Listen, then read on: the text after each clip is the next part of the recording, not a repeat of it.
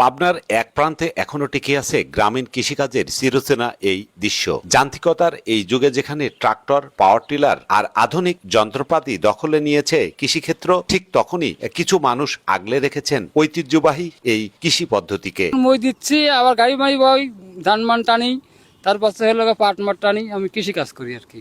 মই দিয়ে তো মনে করেন কোন রকম ডাল ভাত খায়া জীবনটা বাঁচে আর কি। নাঙল হারায় গেলে আর নাঙলের চলে না, হেরের চাষ আইছে, ট্রাক্টর চাষ আইছে, এই জন্য এখন আর না চাষ চলে না। মোহাম্মদ ইয়াসিন একজন পেশাদার গাড়িয়াল। ধান, পাট সহ নানা ফসল মহিষের গাড়িতে পারাপার করেন তিনি। শুধু তাই নয়, মাঠে এখনো দেখা যায় তাকে মহিষ নিয়ে জমিতে মই দিতে। মই দেওয়া মানে জমি সমান ও নরম করা হয়, যা ফসল বপনের আগে জরুরি একটি ধাপ। ইয়াসিন বলছেন, একটি জমিতে মই দেওয়ার জন্য তিনি খরচ নেন মাত্র 500 টাকা। যে কোনো ফসলই মাঠ থেকে মশিকা দিতে আনা হয় আর কি। তাতে মোটামুটি ভালোই চলে, খারাপ চলে না আর কি। হঠাৎ মোটা পাওয়া যায়, দাম বেশি নয়। আর 500 টাকা বিঘা, দুই ঘর মই দিবি 500 টাকা বিঘা।